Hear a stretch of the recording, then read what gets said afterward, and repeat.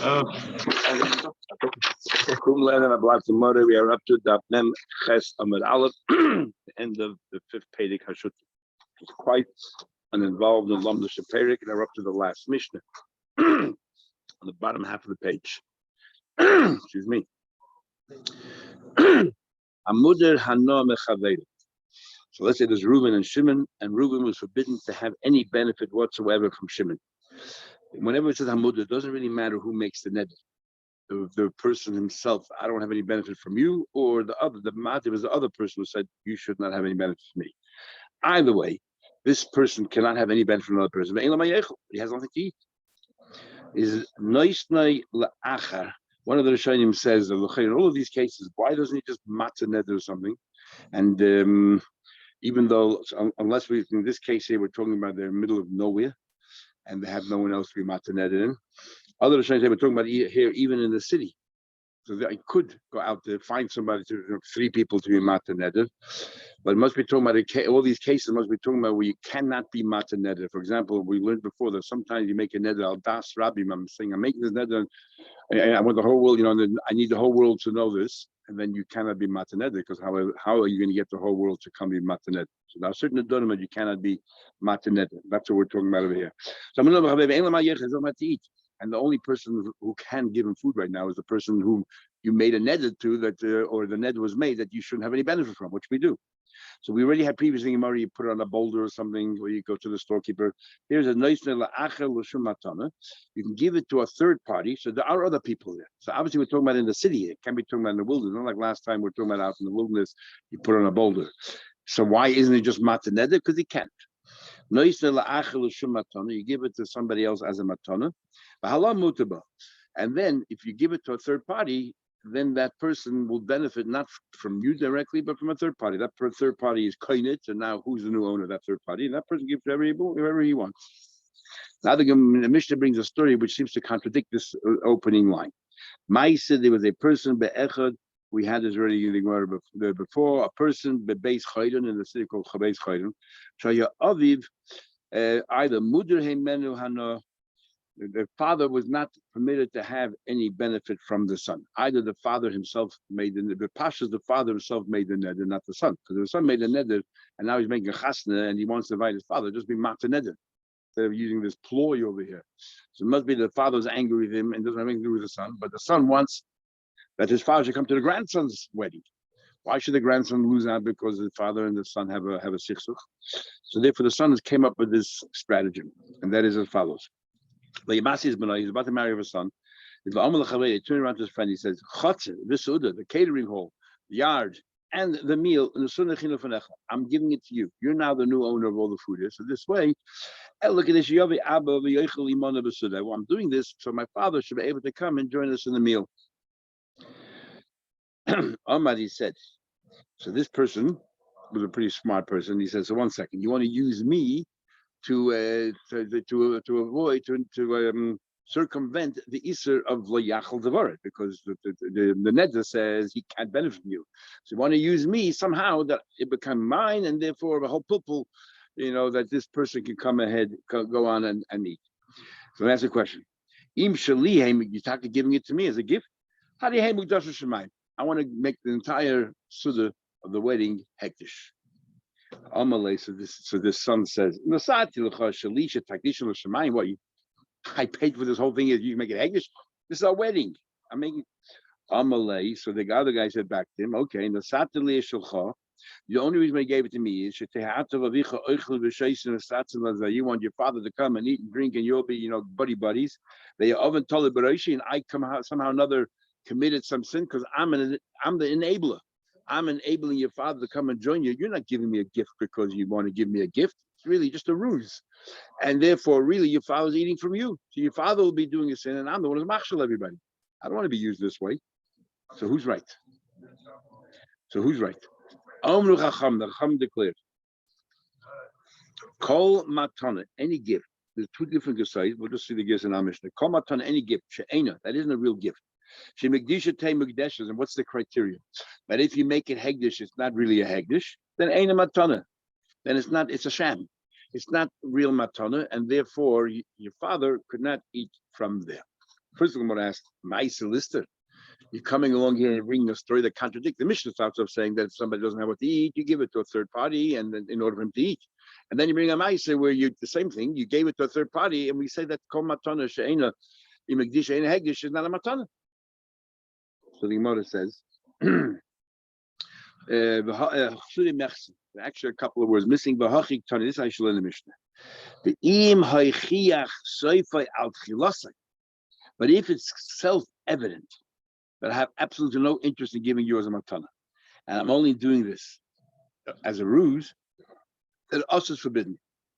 To prove that point, a person where it was quite obvious the only reason why you gave the wedding to this friend is because you want to give it to your father. And you actually said, I'm doing this to enable my father to participate in this wedding.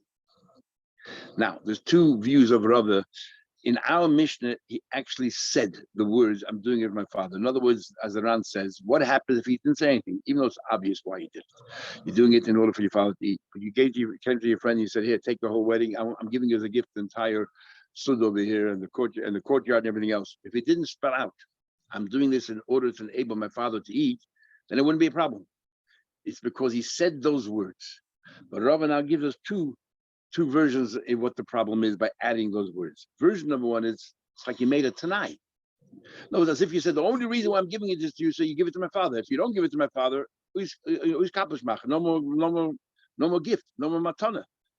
That's why it doesn't work. But if you wouldn't have said tonight, you just said stam. I'm giving it to you, and I want my father to be able to eat. So it's not a tonight. I'm just talking. Then it's all right.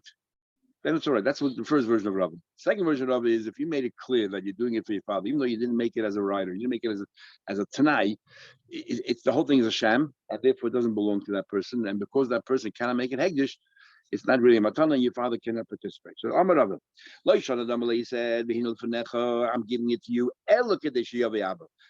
I'm giving it to you only so that my father can come and eat. He said to him, if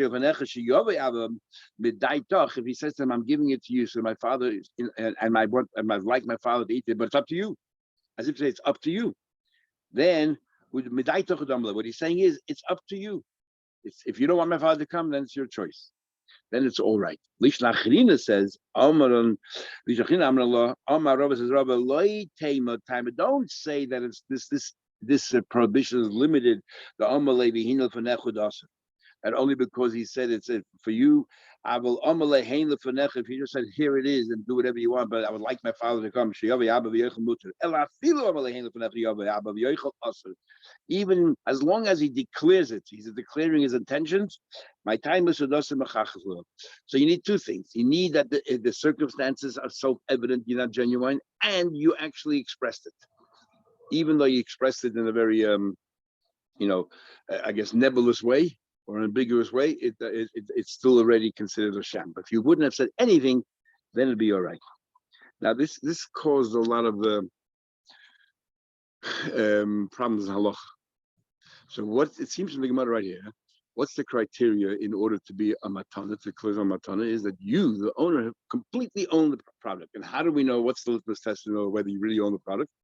Can you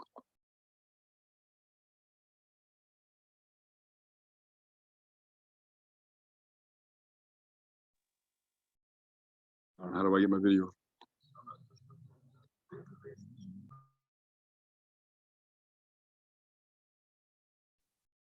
Hello, Michael, you just muted yourself. The sound dropped out. Okay.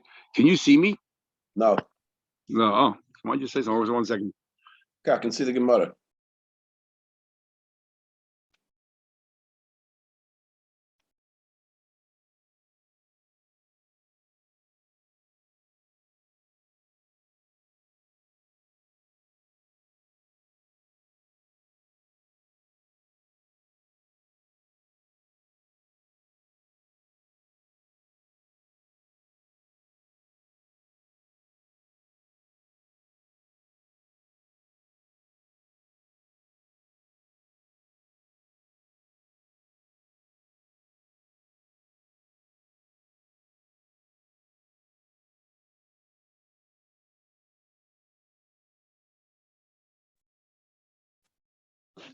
Okay, sorry, we'll continue now. So this criteria that we have here, in order for matana to be classified as a matana, it has the person, the recipient, has to be able to make it hegdish, is a problem. Why is it a problem? Because we have another concept, which is matana las lahachzer. You give someone an esrog, you matana las lahachzer. Machlek is what you have to spell it out or not spell it out, but you give him matana las lahachzer. Shema matana, that person is yosef esrog. Can that person go ahead and make it hegdish? No. Because he has to give it back to me. Otherwise, if he doesn't give it back to me, then I can have ownership. He's not Yitzhak. So how can it work? How does it work? So generally speaking, Matanas Lahachzer, this big machlek is showing him exactly what it is. Because the famous question that the Rishonim have, what's the difference between borrowing something, or if I give it to you as a gift, but only a conditional gift, you got to give it back to me. So what's the difference?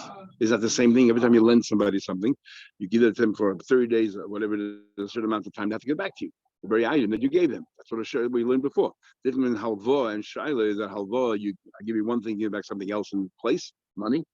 But shaila is whatever I gave you, you give back to me. So how is that different than Matanas Lahachzer? The Rosh learns that a matana is a big tzos on the Ram Gimel. The Rosh learns that a matana lahachzer means that I gave you a matana forever, but there's a t'nai, a rider, that you must give it back to me, which means when you give it back to me, I have to make a new kinyan. It's not automatically, once let's say I gave you an esrog. It's not shot as soon as you get to the esrog, it becomes mine again. You have to give back to me, and I have to be lifted to be kainit. What's his raya? His raya is the Gemara says in Kesukah, don't give an esrog or lulav to a child, to a yenuka, because a yenuka is kainah, but le makna. Can I give it back to you? But if it's automatic, says the Rosh, who cares? Give it to him for to be yaitz. As soon as he says yaitz, automatically became mine. He doesn't mean makna. Is a raya that no, a matana is a matana gemura. But there's a tonight that has to get back to me. That's one way of learning. If you learn that way, then when I gave you a matana haza, you can make it hegdish, but you can only make it hegdish for a time period. Because when you have to give it back to me, there's a tonight you give it back to me, and if it's hegdish, you can't give it back to me. It's yours to give it back. So you can make it hegdish for that. You can make it hegdish as long as you have it. So it's not a steer to the Gemara here. You taka the full owner. That's one way of looking at it. You could make hegdish as man. And then we had before about if you yotza big die, you have to maybe redeem it, whatever. But theory, you could. Then we have the other Rishonim who disagree with the Rosh. They hold that Matana Lahachzer means exactly that. That as soon as you did whatever you had to do with it, automatically it becomes mine. And then they have to deal with the child, and they explain different ways. How can Yenuka, such and others explain why Yenuka is different. But in that case, if it's automatically mine, then you don't really have bias so much. So what you have is you own the object while you're using it, and that's it. But you can make it hegdish. You cannot make it hegdish. So and then how do you explain? The Gemara said right here, if you can't make it hegdish, it's not a matana. So they say like this. When does the Gemara say you have to be able to make it hegdish? Only when the whole thing looks like a sham. When look, I don't really want to give you the why am I giving you the wedding? Why am I doing it? Only so my father could eat from it. So the whole transaction here is a sham. So then it will say, well, legally, if you want to somehow or another make it not look like a sham, does he have the right to make it hegdish? If he doesn't, it's not anything. But if I'm giving you a general, I want you to be yaitzik. I'm giving it to you to be yaitzik. But the only way that you can be, I want you to have it for that time. I have no problem with that. I just want it back because I need to be yaitz as well tomorrow. So therefore, because it's a genuine matana, then it doesn't matter if you don't have full capacity over that, you cannot make it hegdish. It's a genuine matana. I don't need that criteria. So that's how they explain it to work it out. Okay. There was a person, there was a person that had a son, the Shamit Kippur. He misbehaved. Most of Shamit Kippur was that he used to steal flax. But Rashi, very interesting, says, top line was saying inside, Rashi says, he wasn't a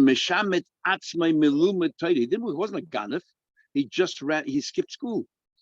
And he was playing hooky. And he used to go to work. And his father was very unhappy. He wanted this kid to go to Yeshiva and learn Torah, and he went to work. So what about the first line of Rashi? He missed the first line. We just quoted Rashi, yeah. But you missed the first line. I said all the Rishonim learned the first line. Oh, So therefore, there's nothing chiddush there. It's the second part of Rashi that's unique. That he wasn't a bad person. He just didn't want to learn Torah. I mean, it's not the right thing to do, but it's not the same thing as a ganef. That he was kissed and that he was stealing their flax. Father said, you know what? I'm cutting out of the will. He was lying there on his deathbed and he was giving them instructions and he said, I don't want you to give anything to this boy. They said to him, what happens if you knew? What about if his son turns out to be a big Talmid Chacham? What would you do then? He said, in that case, then I don't want this boy to get anything from me. He's a ganef, whatever it is, I don't have anything. But it turns out to be that Bar Bori Tzur Rabbanan, that was right now the grandson wasn't even born yet, or just born, but he's nothing there. But Pasha the Shai he wasn't even born yet. If it turns out to be that his future son turns out to be a Talmid Chacham, then Lekanya. And then I want him to be kind of for his son. I don't want my son to have anything himself. What's the din in this case here? I'm giving it to you, but I don't want you to have it. I'm giving it to you, so you should give it to somebody, to transfer it to somebody else, to the grandson. He said,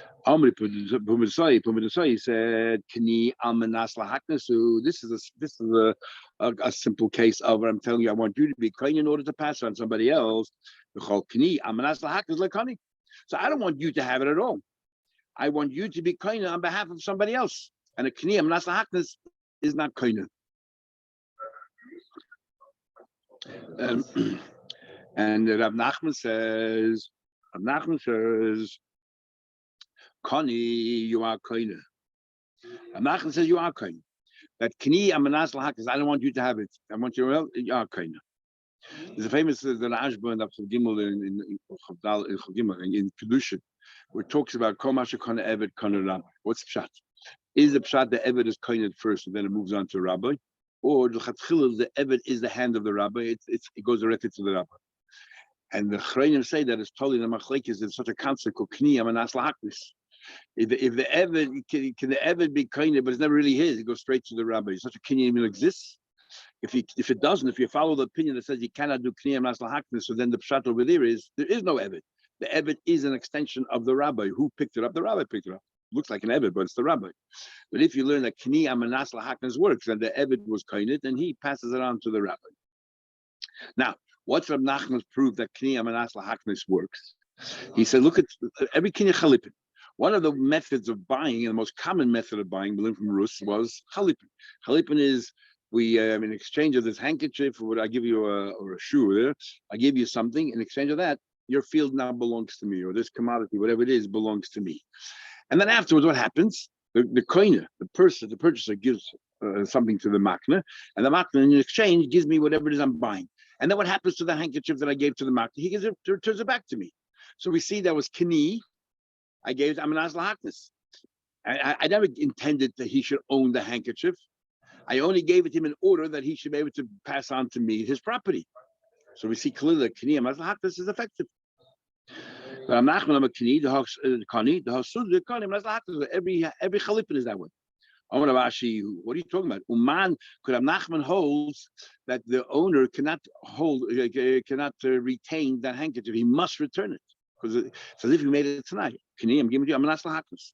So Rashi, who said man layman the sudri tavle mitzvahs? Who told you that the minig is that the owner gives you back the gartel or the handkerchief? Who said he has to? What happened to the guy? He likes the handkerchief, the embroidery around it, and he wants to keep it. Who said he can't keep it?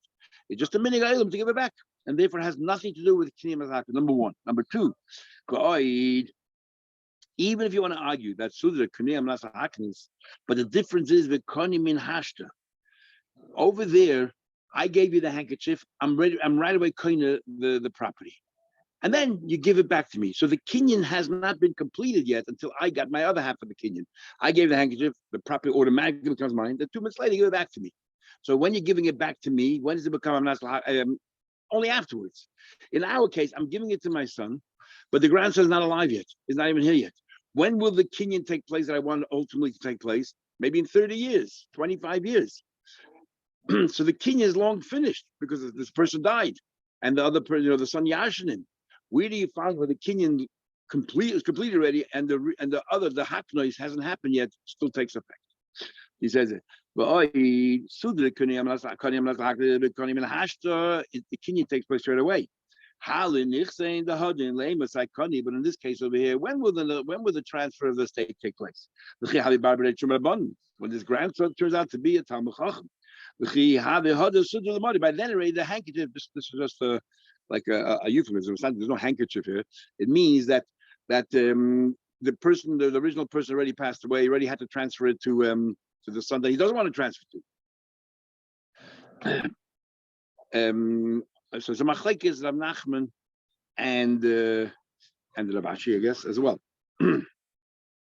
The Ran said talking about a case with the two sons, and one good and one bad, and he was about to give everything to his good son. And they convinced the father, leave 50% to the bad son. If it doesn't work out, then it all moves over to the good son over time. So Rav said, what's that? So Rav said, what's the case of matnas? Is that the same thing? The konyam nasla hakmasu. I said to the guy, I want you to be koine in order to give it to my father. I want you to kind of the